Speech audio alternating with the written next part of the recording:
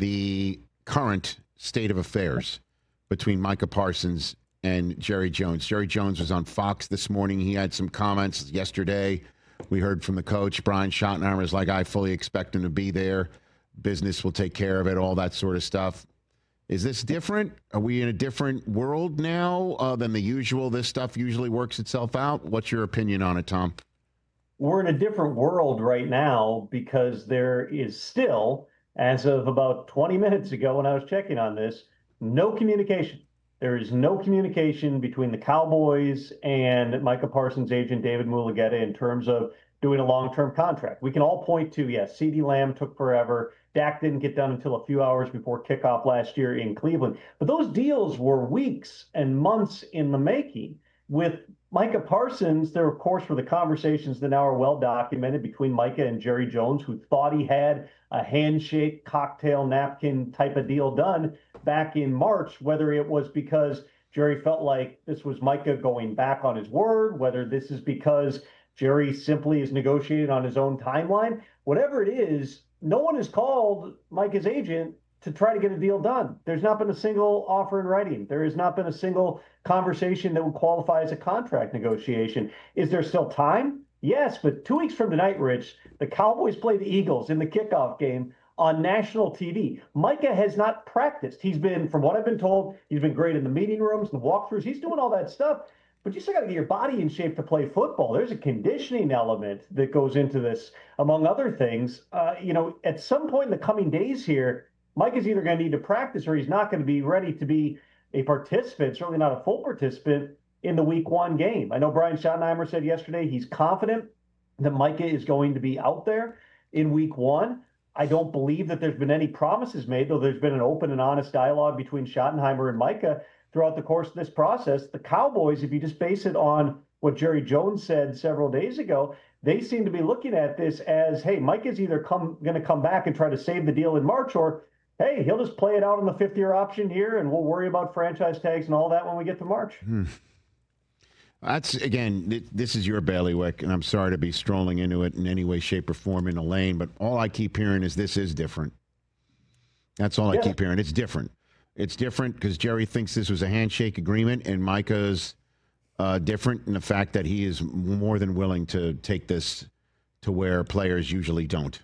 That's what I keep hearing, Tom. For years, if not decades, Jerry Jones, along with Bill Belichick, were the two people, the Cowboys and the Patriots, the two teams that would negotiate around agents' backs, that would bring a player in and sit them down and basically try to work out a deal, and then basically inform the agent, hey, I just talked directly to the player. There's various rules about how that entire thing is supposed to operate here, but Jerry's always been kind of on his own program. And those of us who have delved into the Netflix premiere, me, TJ, and Brockman were at the premiere last week in Hollywood while I was out there. It's an excellent and interesting documentary, but it also shows how Jerry, his entire history has been, he does things a little bit differently.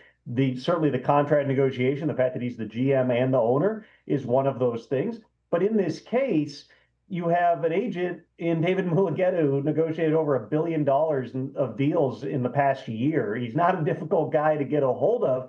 And again, whether it is Jerry feeling like he got, somebody pulled the rug out from under him, whether he's embarrassed, whether he's angry, whatever it is, he's never called. Nobody has called on his behalf and tried to hammer out a deal here. So that part of it is different, which then brings us to this. All right, what are the options and what are the different ways that this could go with Micah Parsons over the next, let's say, 14 days, which is the run up to the opener against the Eagles? Yes, sir. One possibility would be sometime in probably, let's call it the next 5 to 7 days. He returns to practice. He says, screw it. I'm going to play deal or no deal. I'm under contract. I'm going to go out there and play with the guys, and we'll worry about this after the season. That's one possibility. Second possibility is Micah, who, remember, has said this entire time that he has back soreness, and that's why he's not participating, because hold-ins are not a magic bullet to not get fined. However, if you're injured, that's a different type of a case. Micah could say, hey, my back isn't healthy enough, or hey, I'm simply not going out there. The Cowboys then at that point would have to decide what levers are they going to pull. They could suspend him for conduct detrimental to the team. They've already had the ability throughout this process, if they wanted to say, hey, you're not really injured, we're going to fine you. But they could start coming after his money if he doesn't play in those games and he's not getting paid for those games, suspension or otherwise. Certainly that's going to be significant money, but also for a guy who's going to sign a contract that's worth somewhere in the range of $45 million per year, you probably are okay taking the short-term financial loss. So that's the second possibility.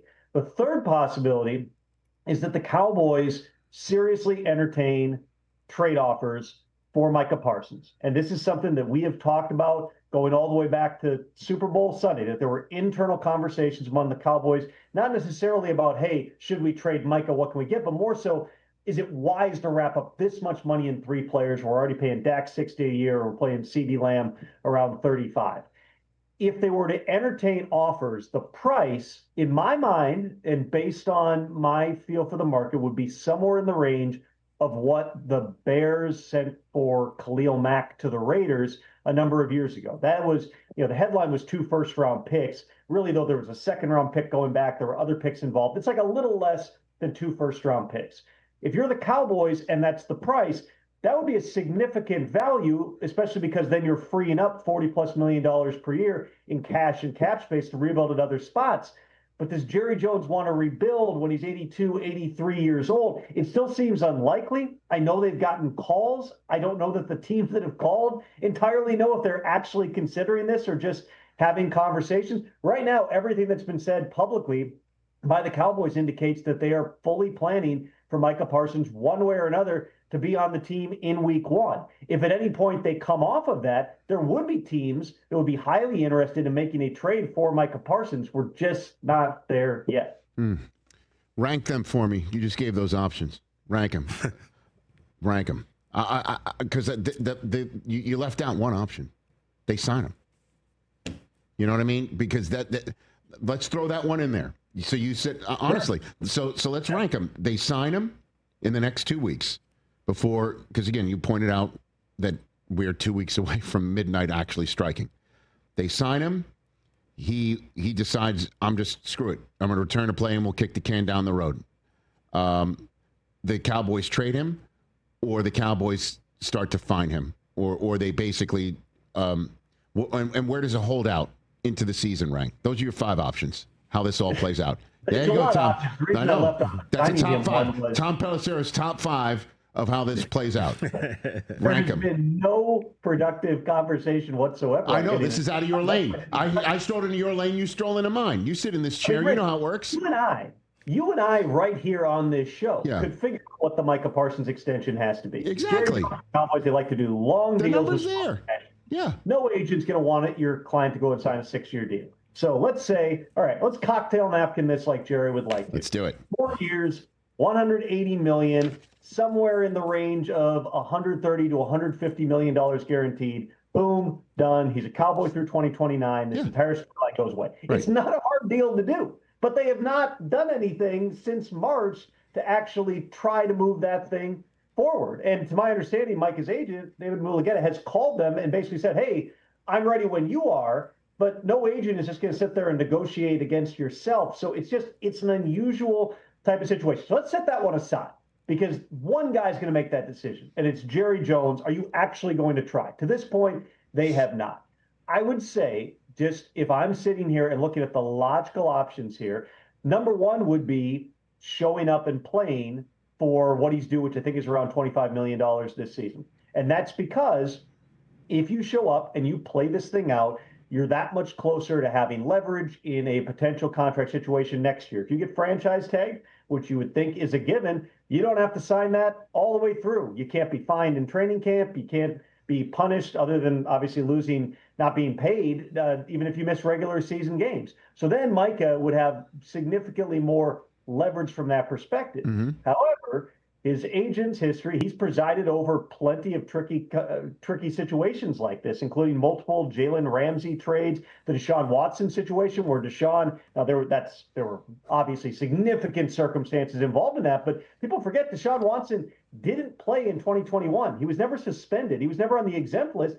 He just didn't play. He requested a trade. There were 20 plus allegations of sexual misconduct against him. He just did his work inside and stayed in shape, but did not play that entire year. How did that play out? Well, the following March, they had 4 different teams bidding on Deshaun Watson. It's a quarterback, but Micah Parsons doesn't have all those other extenuating circumstances surrounding him here. So there are different ways, but the Cowboys are not just going to sit back and go, okay, we'll let you sit out the season. Again, it would depend if we go down that road, what levers end up being pulled. I find it hard to believe that Micah Parsons is simply not going to play, because remember too, Rich, if there were a situation where whether it's he retires, whether it's he gets spent, if he does not play, we do come to a point where his contract would toll. He's then still under contract in 2026 for the same number. I don't foresee that being a long-term option, but certainly any player's greatest leverage is withholding your services. You withhold your services week 1 against the Eagles, even if you get fined, even if you get suspended for doing it, that would make the type of ripple effect that even a long statement requesting a trade on social media has not made to this point. Tom Pelissero with a detailed answer that causes him also to avoid me giving him a top 5 list opportunity. I get it. I understand that. And by the way, great job. What is on that mug you keep drinking from purposefully? Is that your face? Photo of me, my dog Doug, and then Rap Sheet. Hey, Claybon making the show. Some show that no longer exists on NFL Network. But good times. Still a great mug. Tom Pelissero here on the Rich Eisen Show. What did you make of the fact that on Monday Night Football, the 2 hold-ins, the guy on the road showed up and the guy at home didn't? What do you think? What is that? Well, Trey Hendrickson, he's done that. He's been at practice. He's been giving pointers to Shamar Stewart and being an active participant in everything that does not involve actually practicing. I know that he had an extensive conversation with Duke Tobin. We saw clips of that on the field in pregame. But to my understanding, nothing has changed. It's the same spot, Rich. We talk about it every week. They've had the big numbers in place. I know he confirmed that to Laura Rutledge, too, when she talked to him before the game. The big numbers have been in place for almost a month. The years, the average per year, the total dollars in the deal, all that is locked in. The issue is that the Bengals don't want to guarantee anything beyond 2025. And at this point, they also have not done anything in terms of moving money around just to try to offset some of the guarantees that are lacking. We know Trey Hendrickson, he said it back in May when he showed up to an OTA. I want a multi-year commitment. The Bengals just have not been willing to do a multi-year commitment. So at this point, Trey Hendrickson continues to proceed as if ultimately he is going to be back with the Bengals, but I have no indication, one way or the other, but I have no indication at this point that Trey Hendrickson, after saying for months, I'm not playing on this existing deal, is simply going to cave and show up and be out there week 1. So the same levers exist at that point for the Bengals. They already can be fining him for every single training camp practice that he misses. If eventually he refuses to return and play in a game, they can come at him with the full weight of taking away game checks and suspending him for conduct detrimental. We are not there yet. The relationship, despite some of the public comments, it's not in that place. That's why Trey Hendrickson is still out there wearing a Bengals logo on his shirt. He's not walking around in, non-team issue gear like we've seen Brandon Ayuk and some other players do in the past. So is this salvageable? Absolutely. But as we reported over the weekend, the Bengals have been listening to trade offers for Trey Hendrickson.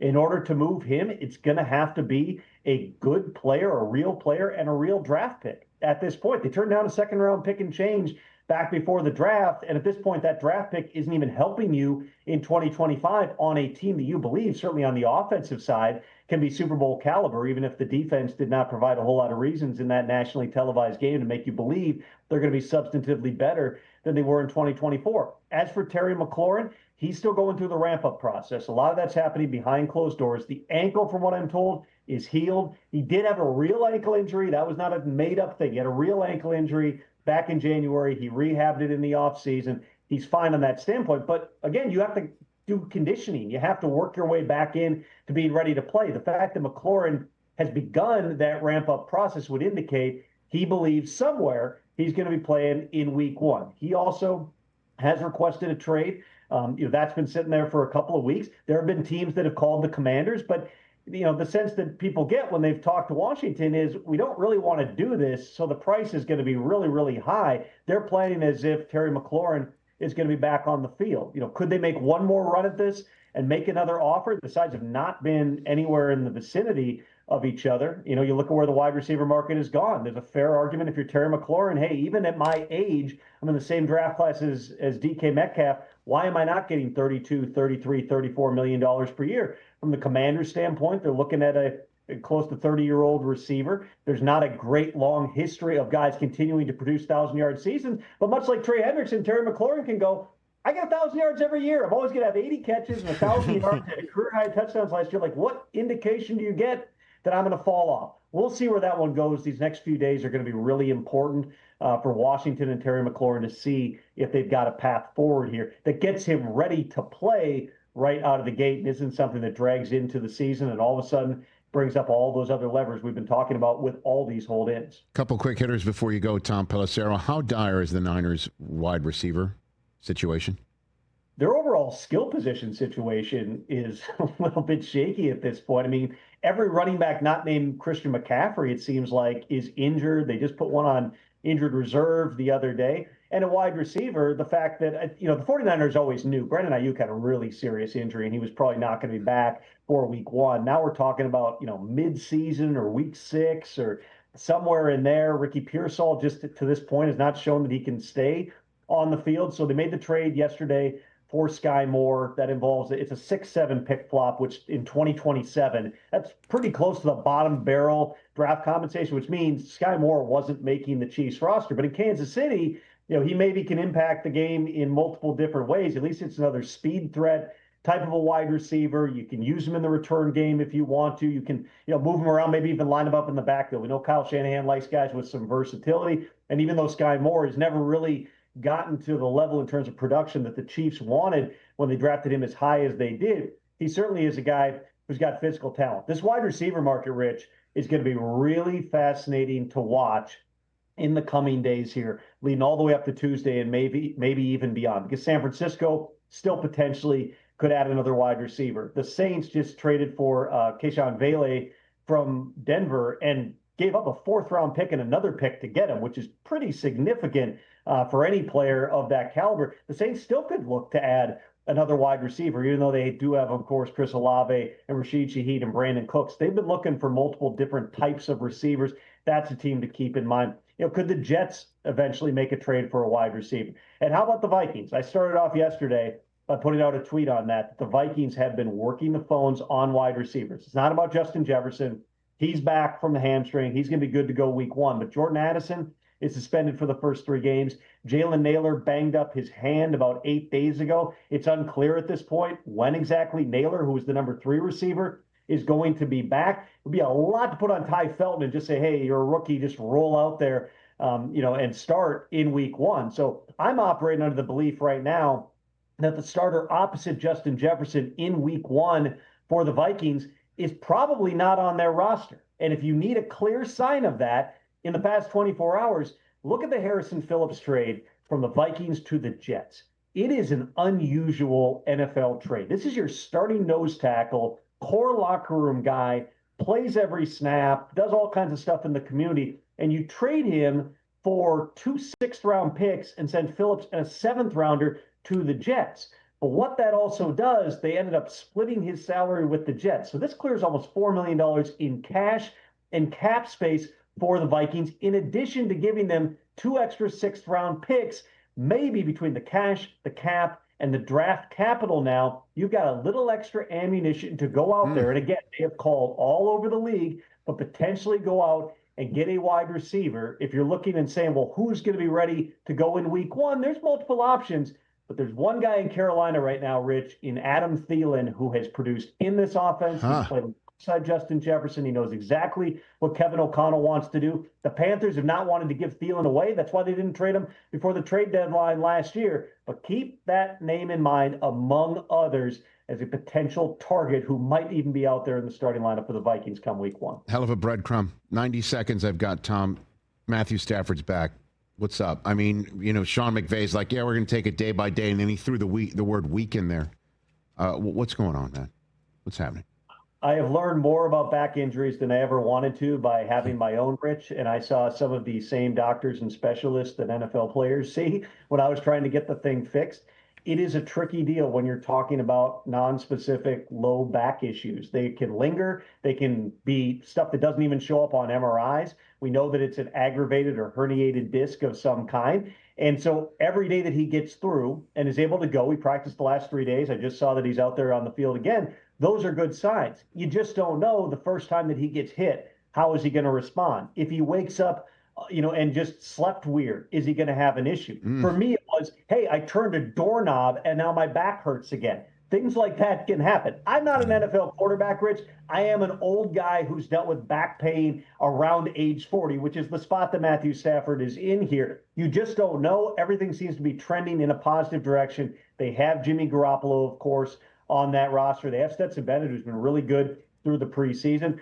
I would certainly say, though, don't overlook, if this ever becomes something that blows up and Stafford's out long term, there's still a guy sitting there in Atlanta who has played for Sean McVay, knows the offense, and is currently making $27.5 million to be a backup quarterback. We're not there. Again, everything seems to be trending in the right direction right now for Matthew Stafford, but it very much will be, and you've heard the caution in Sean McVay's words, a day-to-day type of experience. They just have to continue to try to be mindful about how they're loading Matthew Stafford up, bring him along, because the only target that matters is not just playing in week one, but getting through this entire season and being available when the games really count in December and January. A lot of breadcrumbs, if not loaves of bread right there. Tom, thanks again, brother. Sourdough. Good to see you.